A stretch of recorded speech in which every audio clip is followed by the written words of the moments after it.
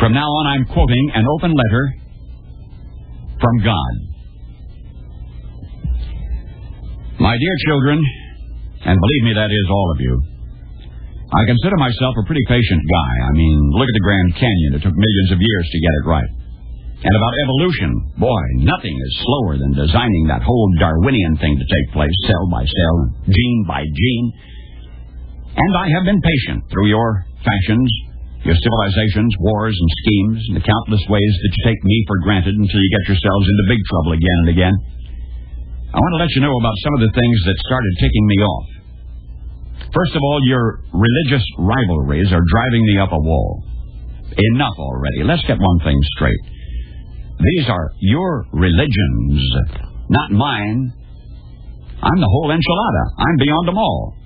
Every one of your religions claims that there's only one of me, which, by the way, is absolutely true, but in the very next breath, each religion claims that it's my favorite one, and each claims its Bible was written personally by me, and that all of the other Bibles are man-made. Oh, me. How do I ever begin to put a stop to such complicated nonsense? All right. Listen up now. I am your father and mother, and I don't play favorites among my children. Also, I hate to break it to you, but I don't write. My longhand is awful, and I've always been more of a doer anyway. So all of your books, including those Bibles, were written by men and women. They were inspired men and women. They were remarkable people, but they also made mistakes here and there, and I made sure of that so that you would never trust a written word rather than your own living heart. You see, one human being, to me, even a bum on the street, is worth more than all of the holy books in the world. That's just the kind of a guy I am. My spirit is not an historical thing. It's alive, right now, as fresh as your next breath. Holy books and religious rites are sacred and powerful, but they are not more so than the least of you. They were only meant to steer you in the right direction, not to keep you arguing with each other, and certainly not to keep you from trusting your own personal connection with me.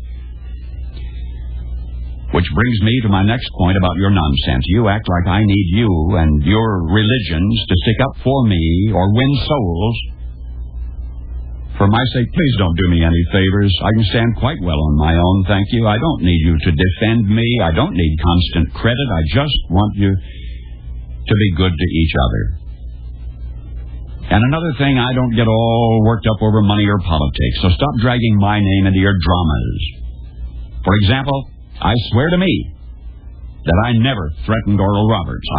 I never rode in any of Rajneesh's Rolls Royces, and I never told Pat Robertson to run for president.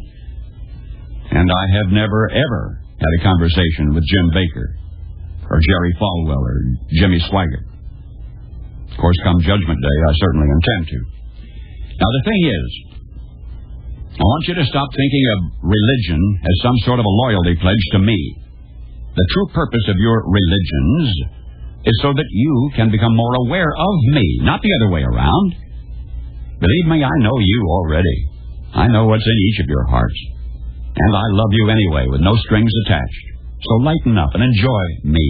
That's what religion's best for. What you seem to forget is how mysterious I am. You look at the petty differences in your scriptures and you say, well, if this is the truth, then that can't be.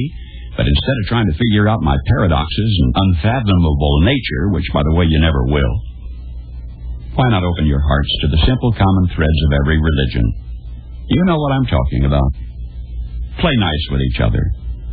Love and respect everyone. Be kind. Even when life is scary or confusing, take courage and be of good cheer, for I'm always with you. And learn how to be quiet so that you can hear my still small voice. I don't like to shout. Leave the world a better place by living your life with dignity and gracefulness. For you are my own child. Hold back nothing from life. For the parts of you that can die surely will, and the parts that can't won't. So don't worry. Be happy. I stole that last line from Bobby McFerrin, but who gave it to him in the first place? Simple stuff now. Why do you keep making it so complicated? It's like you're always looking for an excuse to be upset. And I am very tired of your main excuse. Do you think I care whether you call me God or Yahweh or Jehovah, Allah, Wakatonka, Brahma, Father, Mother, even the void of Nirvana. Do you think I care which of my special children you feel closest to? Jesus, Mary, Buddha, Krishna, Muhammad, or any of the others? You can call me and my special ones any name you choose, if only you will go about my business of loving one another as I love you. How can you keep neglecting something so simple? No, I am not telling you to abandon your religions. Enjoy your religions. Honor them. Learn from them. Just as you should enjoy, honor, and learn from your parents. But do you walk around telling everyone that your parents are better than theirs? Your religion, like your parents, may always have the most special place in your heart. I don't mind that at all. And I don't want you to combine all of the great traditions into one big mess. Each religion is unique for a reason. Each has a unique style so that people can find the best path for themselves. But, my special children, the ones that your religions revolve around, all live in the same place, in my heart. And they get along perfectly, I assure you. The clergy must stop creating a myth of sibling rivalry where there is none. My blessed children of earth, the world has grown too small for your pervasive religious bigotries and confusion. The whole planet is now connected by air travel, satellite dishes, telephones, fax machines, rock concerts, diseases, and mutual needs and concerns. Get with the program.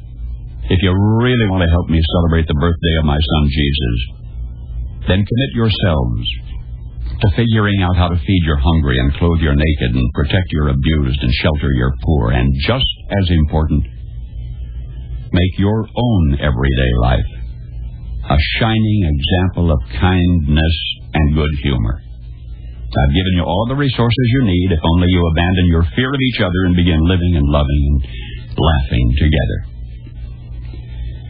Finally, my children everywhere, remember whose birthday you honor on what you call Christmas Day, December 25, and the fearlessness with which he chose to live and die.